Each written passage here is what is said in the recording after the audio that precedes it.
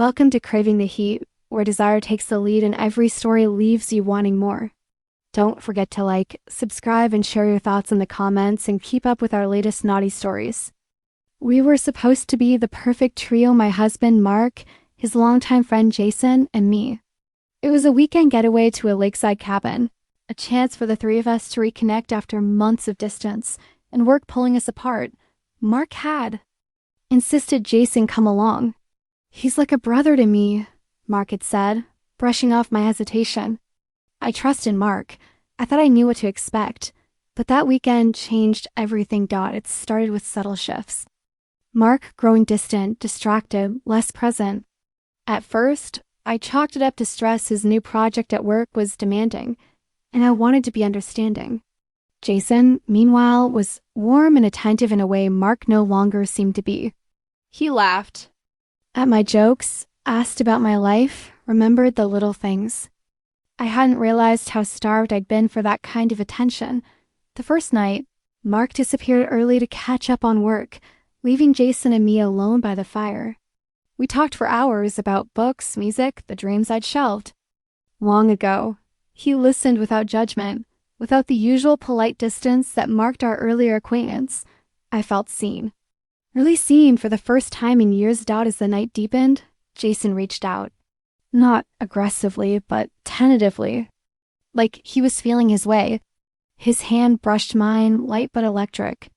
I didn't pull away. I wanted to believe I was just lonely, craving connection. But the truth was more complicated. I wanted more. Mark had left me with his friend, but Jason became something more than a placeholder. He became a mirror reflecting the parts of myself I thought I'd lost. Over the next 2 days, the boundaries blurred. Mark was present but absent physically there, but emotionally checked out. Jason and I grew closer in stolen moments. A shared walk along the lake, lingering looks, whispered conversations in the dim cabin light. It wasn't just about the thrill or rebellion. It was about needing to be held, to be understood, to be wanted. When Jason kissed me, it wasn't just a kiss. It was a demand and a promise. A way of saying, "You deserve more than this." I hesitated, torn between loyalty and desire, between the safe and the unknown. Mark didn't confront me. He didn't accuse or plead. Instead, he seemed to retreat deeper into himself, leaving me suspended between two men, two worlds. And I realized something terrifying. The man I married was slipping away, and I was grasping for something real before it was gone entirely. The final night was the hardest. Mark, sensing the shift, packed his bags quietly at dawn. He left without a word, leaving Jason and me alone in the silence of a cabin that suddenly felt too small. Jason didn't say much either. He just held me as the weight of everything crashed down. The guilt, the longing, the aching void I'd been trying to fill. When I returned home, everything had changed. The marriage that once felt solid now felt like a fragile house of cards. I didn't want to lose Mark, but I also knew I couldn't go back to a version of myself that lived in shadows and silence. I needed more. Not just from my husband or Jason, but from life itself. I needed to reclaim my voice, my joy, my truth. Months later, Mark and I sat across from each other in a therapist's office, the air thick with unspoken pain.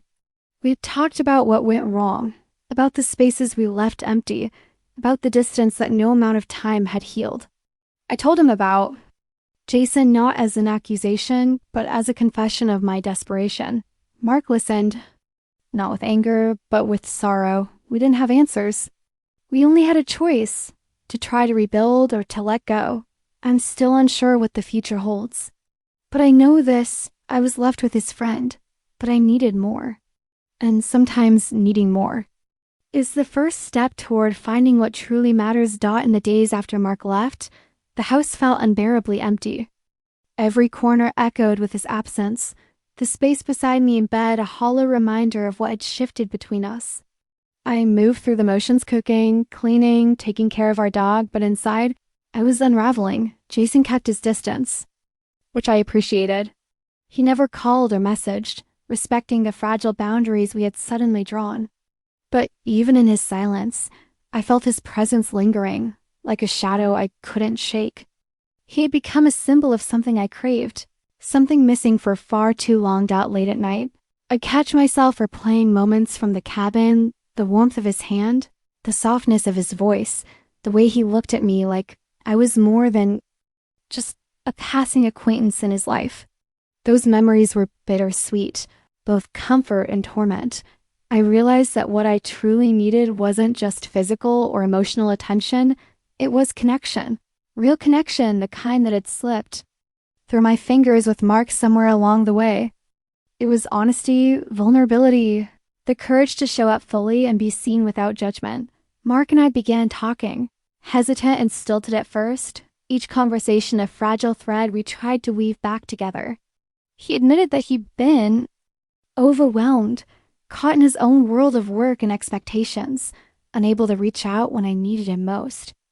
I confessed how lonely I'd felt, how I'd searched for something to fill a void I couldn't name. There were tears, his and mine, broken silences that stretched between us like chasms we didn't know how to cross.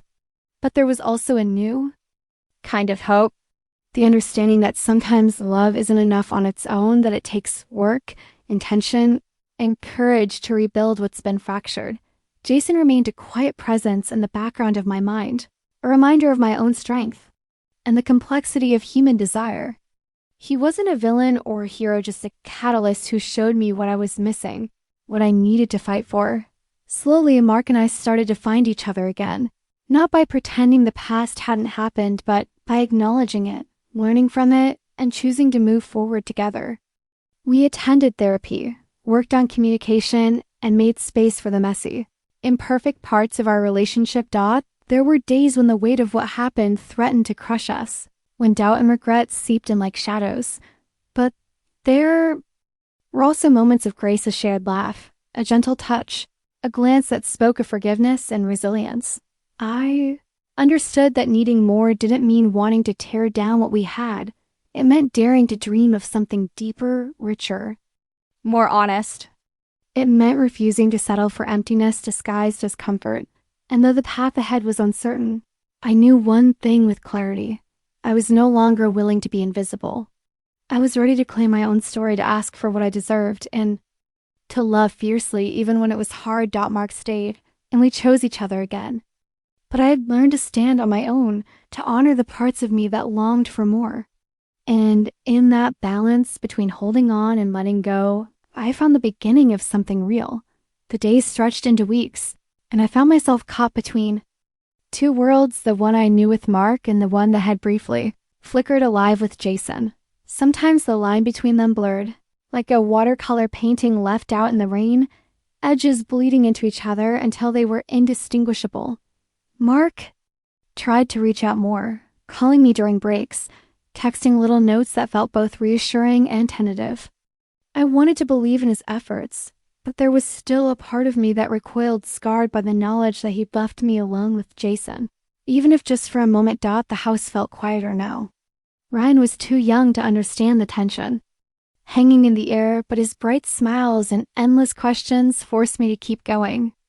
I didn't want him to carry the weight of our fractured marriage, so I tucked my hurt behind forced smiles and distracted hugs. One evening, Mark came home earlier than usual.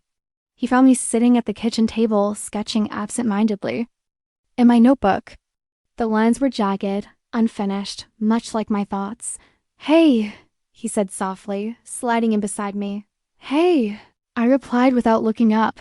He hesitated, then reached for my hand. His fingers were warm and familiar, but the connection felt fragile, like glass on the verge of cracking.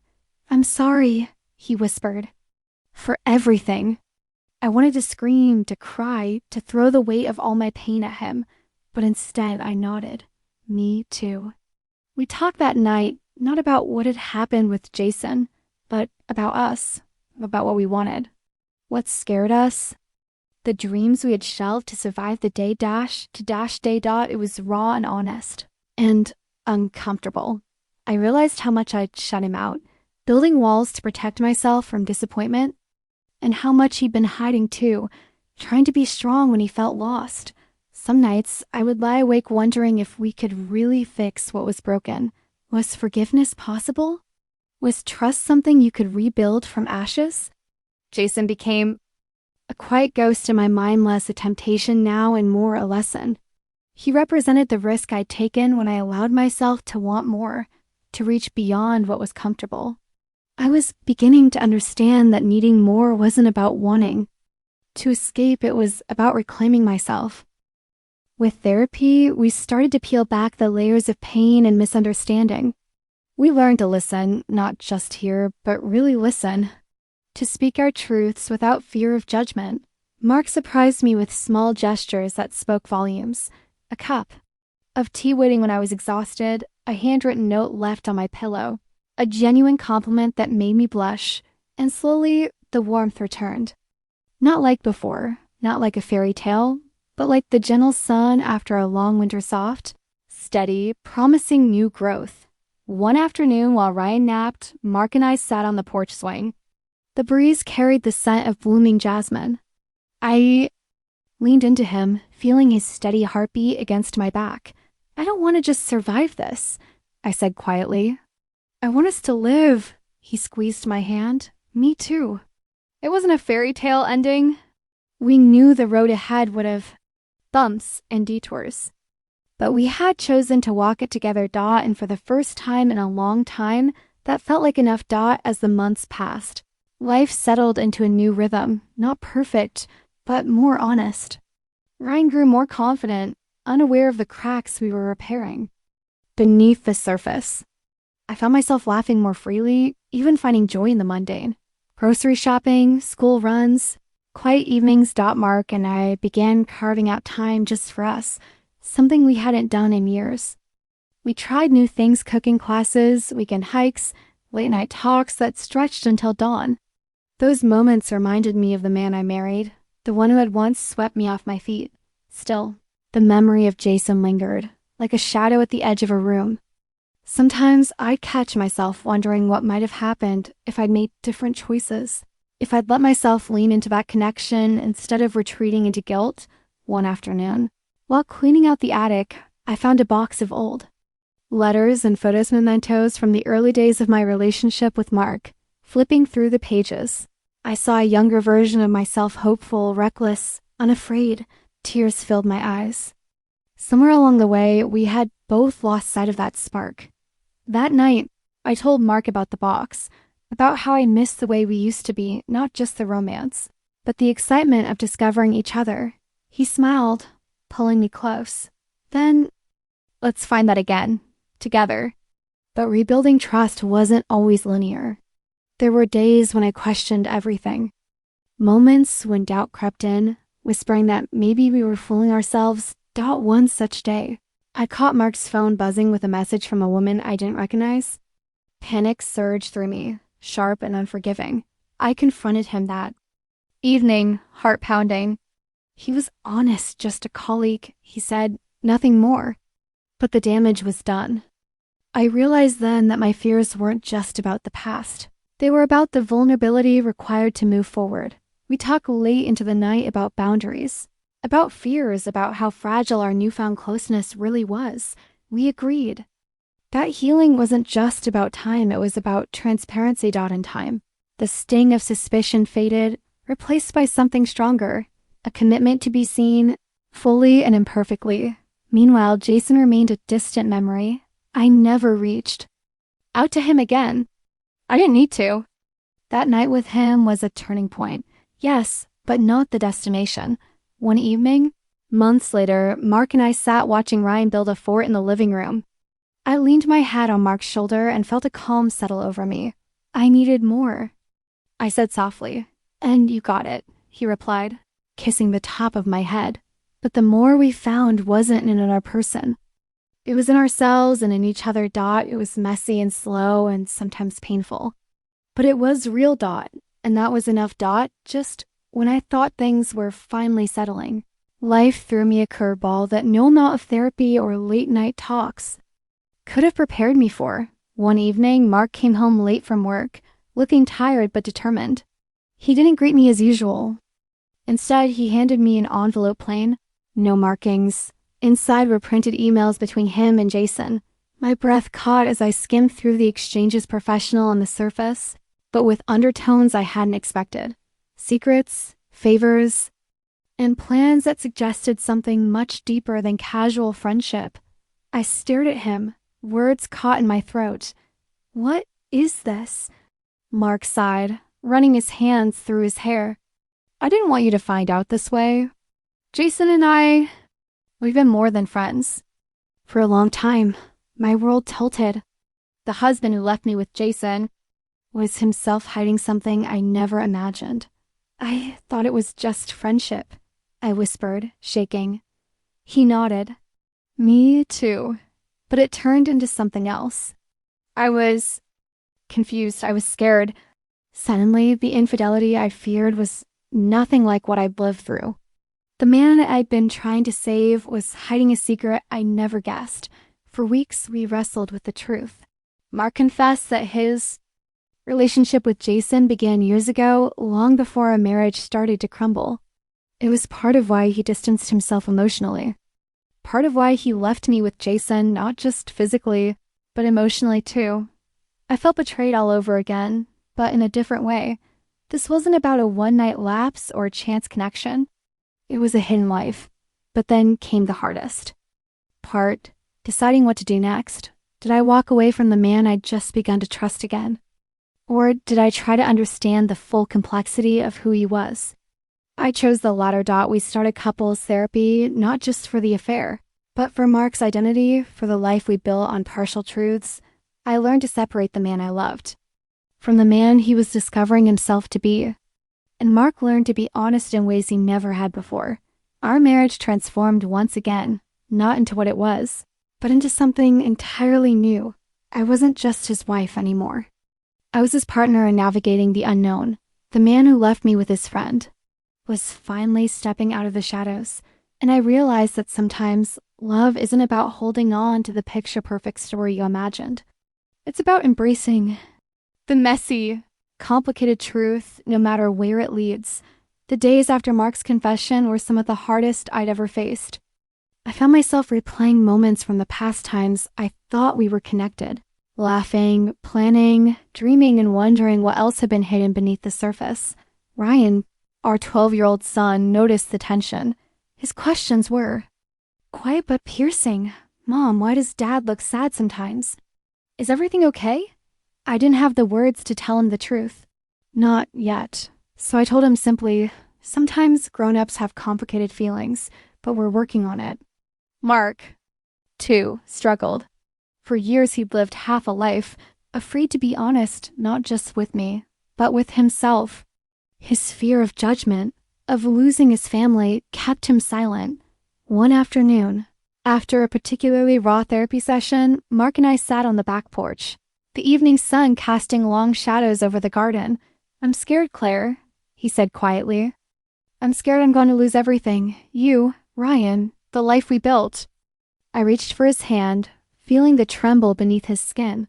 "I don't want to lose you either," I whispered. "But we need to be honest, not just with each other, but with ourselves." Over the following months, we began to rebuild again. This time, on foundations of radical honesty and acceptance. Mark started attending support groups for LGBTQ+ individuals navigating family life. He began to open up to close friends, slowly dismantling the walls he'd built around himself. Found new strength too. I began writing about our experience anonymously in an online blog, connecting with others who had lived through similar betrayals and revelations. It became a lifeline, a place where I could process my grief and my hope. Ryan, meanwhile, was remarkably resilient. Children often are. He accepted his dad's truth with a simplicity only a child can muster, reminding us daily that love doesn't fit into neat boxes. But not everyone in our social circle was as understanding. Some neighbors whispered, some friends distanced themselves.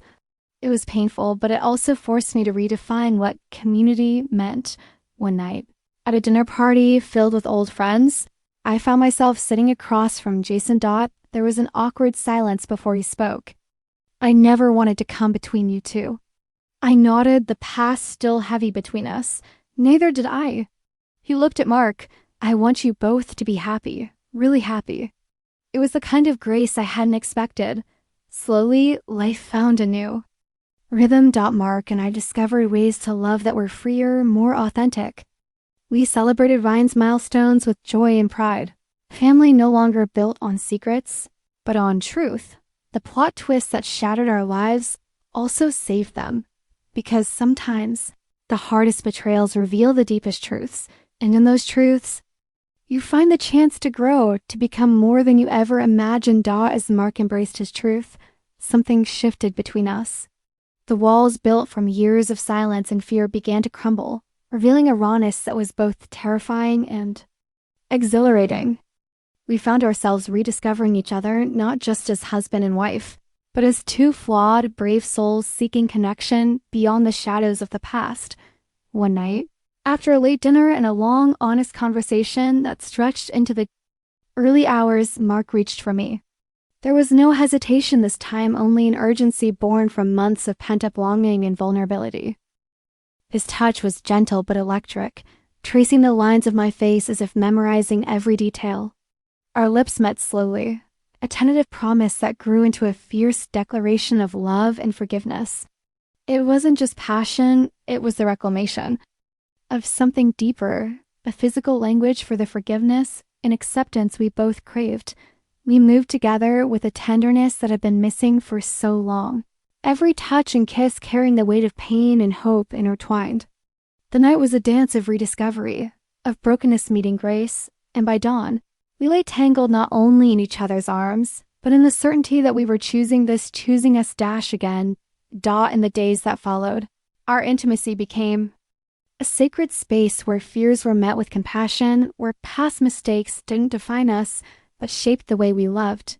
Mark's vulnerability unlocked a fire within me, one that had been dimmed but never extinguished. I realized that love, in its truest form, is messy and complicated, but also fierce and redemptive. We celebrated this new chapter quietly, without fanfare but with a profound gratitude for second chances. Ryan flourished in the warmth of our renewed family. He saw two people who had stumbled but who were learning to walk together with honesty and courage. His laughter filled our home once more, a healing balm for wounds old and new. Years later, when I look back on those dark days, I don't see just betrayal and pain, I see the roots of something stronger. A love that survived, because it was. Willing to change, to expand, to hold the truth no matter how difficult. Mark. And I didn't have a perfect marriage. No marriage is perfect, but we had a love that was real, that was brave.